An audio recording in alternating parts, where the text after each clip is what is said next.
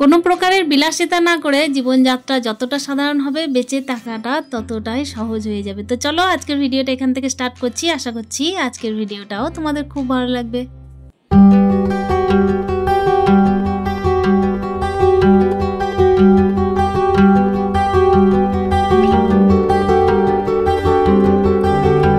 তো hello everyone, good morning, welcome back to my channel. আশা করি সকলেই খুব ভালো আছে। ব্লগের শুরুতে বড়দের জন্য প্রণাম আর ছোটোদেরকে আমার অনেক অনেক ভালোবাসা। ওদিকে দেখতেই পেলে বিছানাগুলো একেবারে পরিষ্কার করে নিয়েছি। তারপর দেখো এখানে পেনগুলো দেখাচ্ছি কেন বলো তো, প্রত্যেক দিন না ছেলে পড়াশুনো করে আর পেনগুলো এদিক ওদিক ছড়িয়ে ছিটিয়ে থাকে। আমার ছেলের হচ্ছে পেনের প্রচণ্ড পরিমাণের নেশা। আর ওর যে পেন চাই মানে এই নয় যে দামি দামি পেন চাই, ওর যেমন হচ্ছে 3 টাকা দামের পেন থেকে শুরু করে যেমন খুশি পেন তুমি দিতেই পারো। আর হ্যাঁ, ওকে আমি জীবনে শিখিয়েছি যে দামি জিনিস কিনলেই যে জীবনযাত্রা সুন্দর হবে এর কিন্তু কোনো মানে নয়। সেজন্যই দেখতেই পেলে ওটা কিন্তু পেনদানি নয়, ওটা ছিল একটা পেনেরই কৌটো। সেটা আমি বইয়ের দোকানে আমি যখন বই কিনতে গেছিলাম ছেলের জন্য, তো তখন ওটা আমি নিয়ে এসেছিলাম চেয়েই। আর কি বলতো, সুন্দর সুন্দর পেনদানিও কিন্তু সুন্দর থাকে না যদি সেটা ছেলে টিকিয়ে না রাখে। তো সেই জন্য আমি চেষ্টা করি যতটা সাধারণভাবে ওকে চালানো যায় ততটাই ভালো। আর আমি নিজেও সেইভাবেই চলার চেষ্টা করি। তো ওদিকে দেখতেই পেলে বাড়ির কিন্তু কাজ সেরে এদিকে চলে এসেছি স্নান টান করে একেবারে পুজোর কাজ করতে। আর পুজোর কাজ করতে আমি খুবই ভালোবাসি। সাধারণভাবে জীবনযাপন করা আর সাধারণভাবে জীবনযাপন করে কাটানো আমার খুবই পছন্দ। আর এটাতে আমি মনে শান্তি পাই। অতি সাধারণ ভদ্রবাড়ির একজন মেয়ে আর তার সাথে হচ্ছে অতি সাধারণ ভদ্রবাড়ির একজন বউ আমি। তো সেই জন্যই কিন্তু আমার জীবনযাত্রা অতি সাধারণ। একটা সাধারণ বাড়ির গৃহবধূ, তার সাথে হচ্ছে কিন্তু একজনের মা, একটা বাচ্চার মা। তো সেই হিসাবে কিন্তু আমি নিজের জীবনযাত্রা প্রত্যেক দিনের অতি সাধারণ তোমাদের সাথে শেয়ার করি। কোনো রকমের বিলাসিতা, কোনো রকমের আড়ম্বর আমার মধ্যে নেই। আর সেইগুলো আমি ফুটিয়ে তোলারও চেষ্টা করি না। যেমনভাবে থাকি ঠিক তেমনভাবেই চলার চেষ্টা করি আর ঠিক তেমনভাবেই দেখানোর চেষ্টা করি।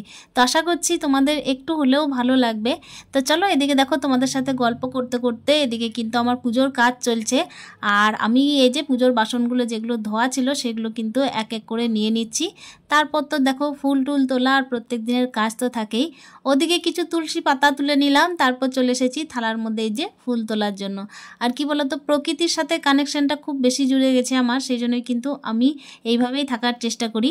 এদিকে ফুল টুলগুলো তুলে কিন্তু ওদিকে চাপ আছে মাথার ওপর যে রান্না হবে, কেন কি ছেলের আছে স্কুল। তো সেই হিসাবে রান্না বান্না তো প্রত্যেক দিনের কাজ, তো সেটা একটু সেরে নেব। কিন্তু হ্যাঁ, তার আগে এই যে আর একজন মেম্বার আছেন, এনাকে তো আমি সেবাটা না দিয়ে পারি না। তো ওনার সেবাটা আগে দিয়ে নিই। আমার গোপাল সোনার সেবার জন্য এই যে দেখতেই পাচ্ছ ওনার ফেভারিট লাড্ডুটা এনে রেখেছি। তবে হ্যাঁ, আজকে লাড্ডু করেছি মানে সেবাই দিয়েছি, তার মানে এই নয় যে লাড্ডু আমি রোজই দিই। যা থাকে আমি যদি নকুলদানা বাতাসা থাকে তো সেটা দিয়েও ভগবানকে সন্তুষ্ট করার চেষ্টা করি। আসলে ব্যাপার হচ্ছে ভগবান কোনো রকমের ভোগে সন্তুষ্ট নয়, মনের ভক্তি আর ভালোবাসাটাই হচ্ছে মেন, এটা আমি মনে করি। তাতে হয়তো একটা তুলসী পাতাতেও উনি সন্তুষ্ট। তো চলো এদিকে তোমাদের সাথে গল্প করতে করতে এদিকে দেখতেই পাচ্ছ রান্না বান্নার কাজ কিন্তু চলছে। ওদিকে আমি কড়াইয়ের মধ্যে সিদ্ধ করতে দিয়েছিলাম একটু কুলেখাড়া শাক। তো ওইটাই একটু রসুন দিয়ে তারপর একটু মিক্সির মধ্যে একটু ঘুরিয়ে করে নেবো একটু তেল আর কাঁচা লঙ্কা দিয়ে। আর তার সাথে হচ্ছে ডিম সিদ্ধ করে ডিমের ঝোল করব। তো চলো এদিকে ডিমটাকে দেখতেই পাচ্ছ সিদ্ধ করা হয়ে গেছিলো আর তার সাথে ডিমটাকে একটুখানি ভেজে নিলাম। আলুটাকেও একটুখানি ভেজে তুলে নিয়েছি। তারপর কিন্তু ডিম আলু ভেজে এখানে মশলা যেভাবে করে সেইভাবে করেই কিন্তু রান্নাটা করে নেব। জিরে গুঁড়ো দিচ্ছি, জিরে গুঁড়ো ছিল সেই জন্য জিরে গুঁড়ো দিয়ে দিচ্ছি, আর আদা বাটা এটা দিয়ে দেবো। আর হ্যাঁ, দেখতেই পাচ্ছ এখানে আমি একটা টমেটো নিয়েছি। আর কি বলতো, আমার না একেবারে ছুরি কাঁচির মধ্যে ব্যাপার হচ্ছে রান্নাঘরে চালানো একেবারে অভ্যাস নেই। আমি আসলে বটির মধ্যেই অভ্যস্ত, তো সেই হিসাবে কিন্তু বটির মধ্যেই রান্না বান্নার কাজ চালানোর চেষ্টা করি। তবে হ্যাঁ, আমার হাজব্যান্ড কিন্তু প্রচণ্ড পরিমাণে শৌখিন, সেই জন্য কিন্তু এই সমস্ত সরঞ্জাম কাছাকাছি রেখেই দিয়েছেন। তো সেই জন্য আমি দেখো টমেটোটা কিন্তু ওখানে কেটে নিলাম। মাঝে মধ্যে ইউজ করি যেগুলো পেঁয়াজ টমেটো এইটুকু, তাছাড়া কিন্তু অন্যান্য যে সমস্ত রান্নার আনাজ থাকে সেগুলো কাটার জন্য আমার বটিটাই বেস্ট মনে হয়। এভাবে ছোট থেকে শিখে এসেছি আর এইগুলোই আমি ধরে রাখার চেষ্টা করি। তো চলো এখানে দেখতেই পাচ্ছ ডিম আলু সিদ্ধ করাটা কষিয়ে তারপরে মশলা দিয়ে এখানে ওপর থেকে মিট মশলা ছড়িয়ে দিলাম। আর জল তো দিয়েছিলাম ঝোলের জন্য। ছেলের স্কুল আছে তো ছেলেকে রেডি করিয়ে দিয়েছি। তারপর কিন্তু ওকে আমি তুলে দিতে যাচ্ছি এই যে স্কুলের গাড়িতে। স্কুলের গাড়ি বলতে এমন কিছু গাড়ি নয়, সেটা হচ্ছে একটা ছোট্ট ভ্যান, একটা 4 চাকা। তো সেটার মধ্যেই কিন্তু ও যায়। একটা ছোট্ট ভ্যানের মধ্যে ওকে দিয়ে নিয়ে আসি। আর কি বলতো, আমি আগে প্রত্যেক দিন ওকে টোটো করে দিয়ে আসতাম আর সাইকেল টেনে টেনে প্রচুর করেছি ছেলের জন্য। সেটা হচ্ছে ছোট থেকে যেসব অ্যাক্টিভিটিগুলো থাকে সেইগুলো, কিন্তু এখন আমার দ্বারা সম্ভব হয় না এই কারণে কারণ কি একটা টাইমে ছেলের জন্যই কিন্তু ছোটাছুটি করতে গিয়ে আমার একটা হাতের উপরে প্রচুর পরিমাণে ধাক্কা গেছে, আর সেই জন্য কিন্তু আমি সারা জীবনের মতো এটার খুঁত নিয়েই বেঁচে আছি। তবে হ্যাঁ, নিজের জীবনের খুঁত যেগুলো আছে সেগুলোকে আমি সামনে না এনে নিজে যেগুলো করতে পারবো সেগুলোকেই করার চেষ্টা করি। আর সাধারণভাবে চলি বলেই কিন্তু এগুলো সম্ভব, যতটা আড়ম্বর না করেছি ততটাই ভালো। বিলাসিতা আর আড়ম্বর জীবনে কিন্তু বেশি পরিমাণে থাকলে পরে কোনো পরিস্থিতিকে ওভারকাম করা যায় না, কঠিন পরিস্থিতি ওভারকাম করতে খুব কষ্টই হয়, আমার এটা ধারণা। জানি না এটা কার কি, আমি আসলে জ্ঞান দিচ্ছি না, এটা আমার জীবনে আয়ত্ত করেছি বলেই আমার মনে হয়েছে। তো এখানে দেখতেই পাচ্ছ অনেকগুলো কাপড় ছিল অগোছালো, তো সেগুলোই ভাঁজ করে নিলাম আর গিয়েছিলাম একটুখানি ব্যাংকে। আর সমস্ত রকম কাজ আমি করি, নিজস্ব কাজ যেগুলো থাকে সমস্ত রকম করার চেষ্টা করি। কোনো কিছুর মানে আলাদাভাবে কাউকে দিয়ে করানোটা একদম পছন্দ করি না। যেসব কাজগুলো আমার হাতের দ্বারা সম্ভব নয় সেই জন্য কিন্তু আমার অন্য লোক লাগে, এগুলো না রাখলে কিন্তু আমার নিজের শারীরিক অসুবিধা। তো দেখতেই পাচ্ছ এখানে ঝাঁট টাট দিয়ে নিচ্ছি ওই দিকে ব্যাংকে থেকে এসে। আসলে এটা হচ্ছে দুপুরবেলাকার ঝাঁট, তো দুপুরবেলাকার যে সমস্ত নোংরাগুলো ছিল সেগুলো কিন্তু ঘর থেকে একদম বিদায় দিলাম। তো চলো, এখানে কিন্তু ছাদের মধ্যে অনেক জামা কাপড় ছিল, সেগুলোও আনতে হতো, সেই জন্যই কিন্তু আনতেও গেলাম। আর তার সঙ্গে দেখছি অনেকগুলো জামা কাপড় শুকায়নি, সেই জন্যই করলাম কি ওলট পালট করে দিলাম কাপড় জামাগুলোকে। আর তার সাথে যেগুলো শুকনো কাপড় ছিল সেগুলোকে তো তুলে নিয়ে আসতেই হতো। আর কি বলতো, পাতলা জামা কাপড়গুলো তো শুকিয়ে গেছে, কিন্তু কিছু কিছু জায়গা জামার যেগুলো ভাঁজের জায়গায় সেগুলোকে ওলট পালট না করে দিলে অন্তত শুকাবে না, আর নিচে গিয়ে কিন্তু বৃষ্টি যদি আসে তাহলে পরে গিয়ে দুর্গন্ধ ছাড়বে। তো সেই জন্যই কিন্তু এখন আমি আপাতত যেগুলো শুকনো আছে সেগুলো নিয়ে যাচ্ছি আর বাকিগুলো এখানে ওলট পালট করে দিচ্ছি। ওদিকে ছেলে আসার আগে আমাকে কিন্তু ঘরের মধ্যে অন্যান্য যে সমস্ত কাজগুলো থাকে সেগুলো সেরে রাখতে হয়। আর না সেরে রাখলে কি হয় বলো তো, ছেলে যখন আসে তখন তার যে সমস্ত কাজগুলো থাকে সেগুলোতে প্রচুর পরিমাণে ব্যাঘাত ঘটে, যেমন থাকে পড়াশুনো, খাওয়ানো দাওয়ানো সমস্ত কিছু। তো এইগুলো আমি চাইছি আগে আগে সেরে নিতে।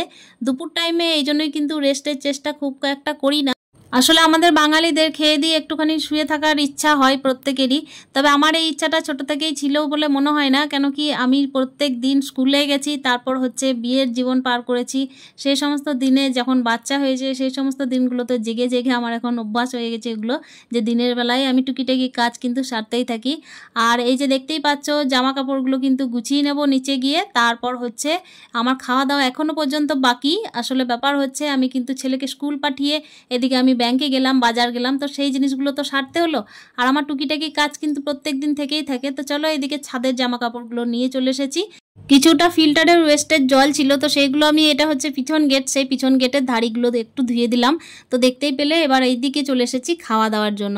খাওয়া দাওয়ায় আজকে কি আছে দেখো, ডিমের ঝোল তো করেইছিলাম, তার সাথে ডাল আছে, আর ওই যে শাকটা আছে, তার সাথে মা দিয়ে গেছিলো মাছের ঝোল।